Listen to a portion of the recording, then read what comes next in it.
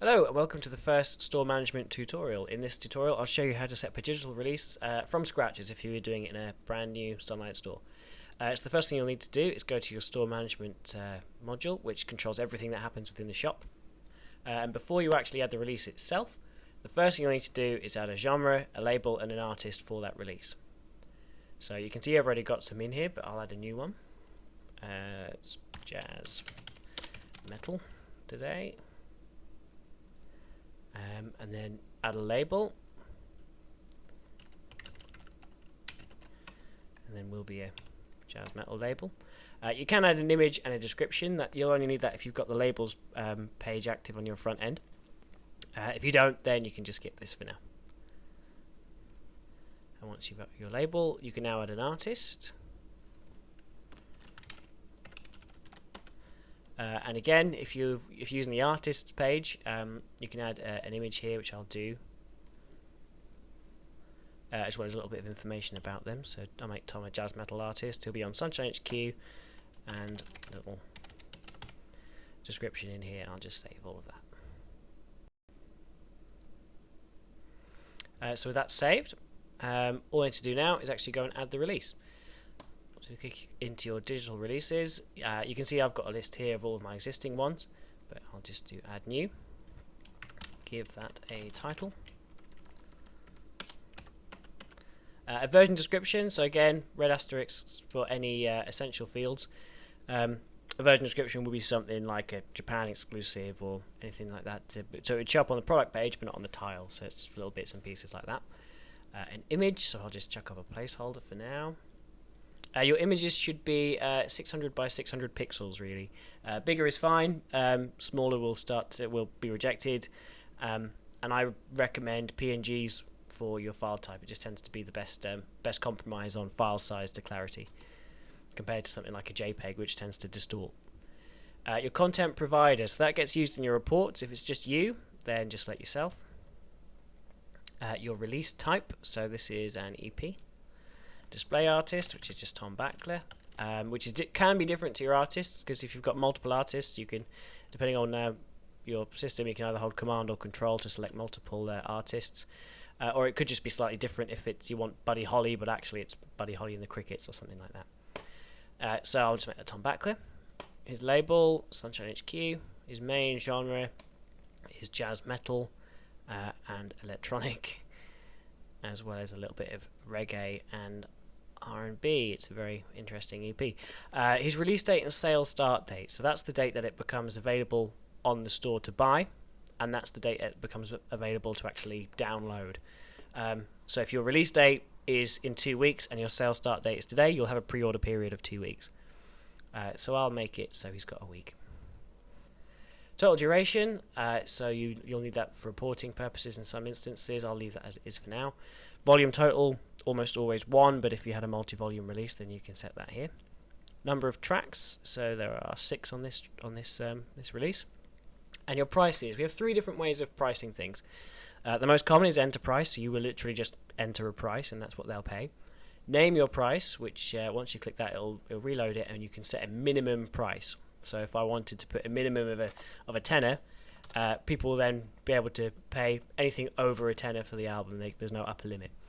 Or there's price tiers, which is sort of a bigger part. There'll be a separate video about price tiers.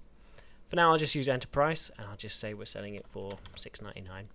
And a wholesale price. You only need this if you're going to be reporting back to a third party, really. So if you're selling someone else's content, you'll be buying it wholesale from them, selling it for your retail price, and paying a wholesale back to them. So I'll just say we own that release, so 0. Digital format, I'll leave that as MP3. Your UPC and barcode, so you'll need to make sure this is correct. One, for reporting reasons, but also if you're going to be reporting to chart, you'll need to make sure that your UPC is correct here for what you've registered with Tornado and PPL and anyone else like that. So for now, I'll just add a holder and a catalog number. Explicit content, so no, not in this. I'll say we're the copyright holder, and we're also the phonographic master holder. Country of origin, I'll leave that blank.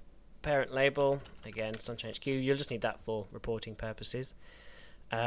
Very short description. If you're using a standard template, you won't need this or the short description. All you'll need is just a product description, which will show up on the product page itself. So I'll just add, again, a little bit of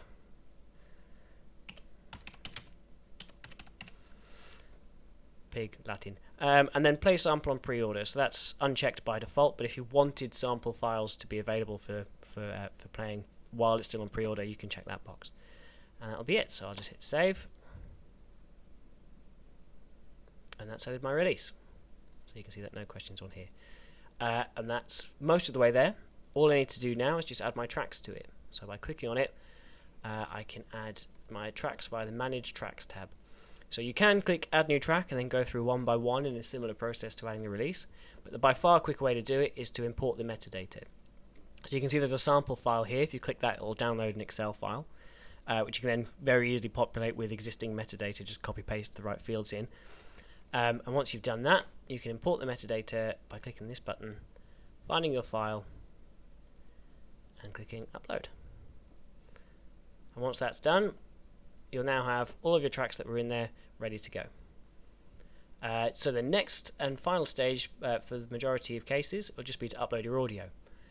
So the way to do this is to switch to the Upload Audio tab and then select a format. And this will only list formats that you've added in the Price Matrix tab. So I added the MP3 during the setup process, but if I wanted to offer WAVs, I could just add WAV files in the Price Matrix for the release and for the tracks. Once that would be done, WAV would start showing up in between here. You've also got your sample clip. So the sample clips on the front end are activated by default. So all you need to do is just select that. It'll show all your tracks, and then you can just choose files and upload them. I'll do the sample clips so it'll be quicker to upload. So you click Choose File for your first one.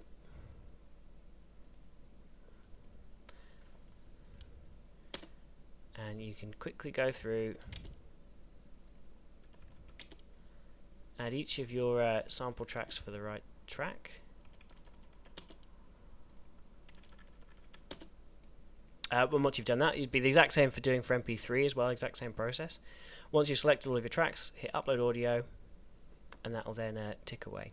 So for MP3s, it's fairly quick. Obviously, it depends on your internet speed, but MP3s will take a few minutes. If you're doing very large WAV files, like a 24-bit WAV file, it could take up to an hour if it's a big album.